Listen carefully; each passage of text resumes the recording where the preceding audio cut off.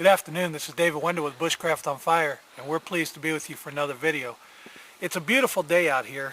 We had about 6 to 8 inches of snow yesterday and the day before.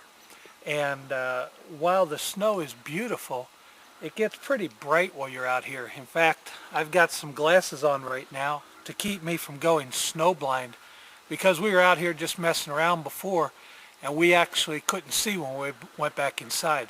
So if Tam can get a shot here across some of the snow, you can see how very, very bright that is. And that blaring in your eyes could cause serious damage.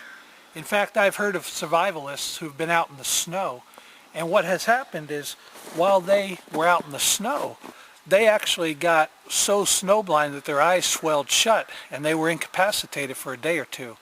You really don't want that in a survival situation. But what if I had fallen and lost my glasses? Or what if my glasses were broken? How would I make do out there without a pair of glasses? That's what I want to show you on this video, making a pair of wilderness snow goggles.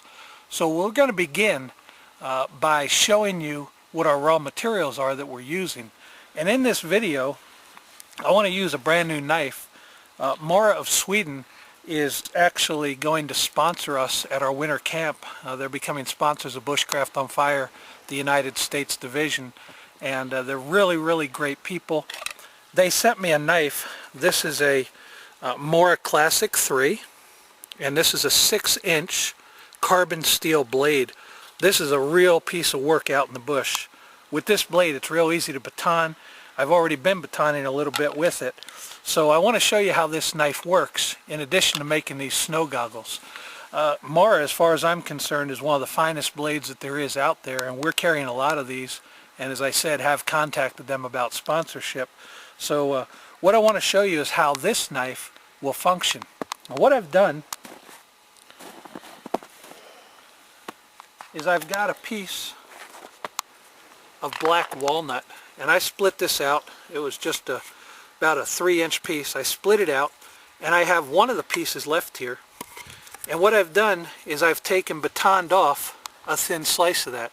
Now I'm going to show you that functioning again so that you can see it. Let me talk to you a minute about batoning, because I think there's some mistakes about ways to baton. You never want to put your hand on the bottom and baton, okay?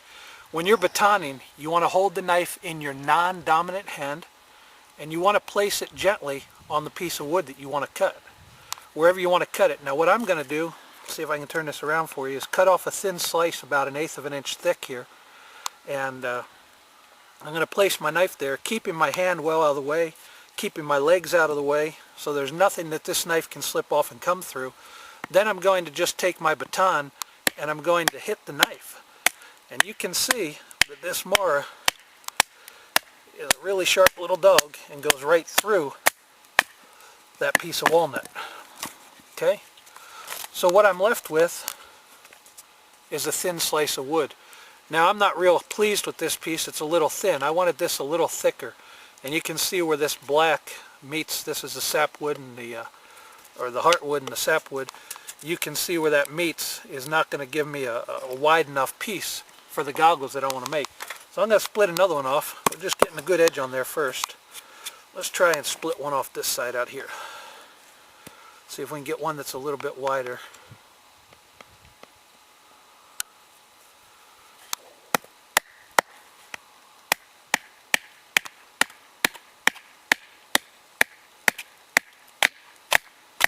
And you can see with this 6-inch blade on this Mara, that gives me a lot of room on a piece of wood that's, say, 3-4 inches, that I can really put the back end of the blade in here, and I can really have a lot of blade out here that I can hit with. So it gives me a good blade to split. Now I think that this will be a good piece for our goggles. So what I'm going to do next is I'm going to just carve this off so it's kind of smooth on the top.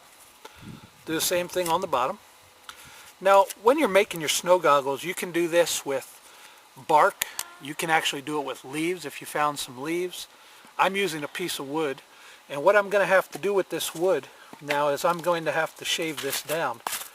So I'm going to shave this a little bit, And I do that just as if I was making a feather stick, just by coming in here and shaving this off. What I want to do is to thin this wood down until it is flexible enough to use to make my goggles. I actually want it to be able to bend a little bit because it's going to shape the contour of my face. So I'm going to go ahead and shave this down a bit, and when I'm finished with that, we'll be back with you.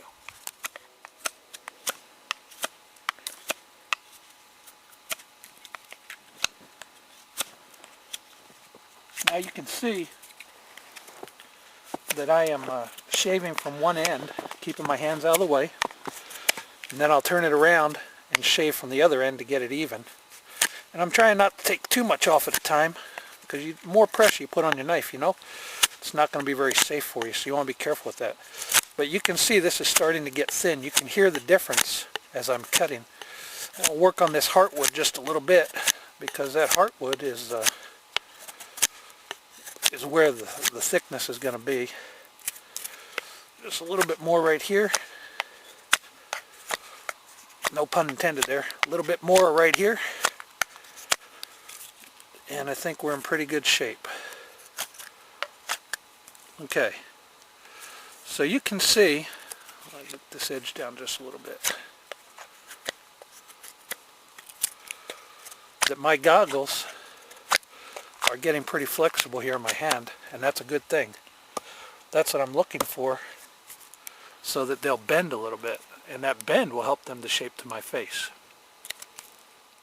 Another way that's really good when you're trying to smooth this out, because I'm very thin here now, is to put my blade there and kind of move my wood back and forth, and you can see I can get a real thin layer coming off of there. That's just about smooth now.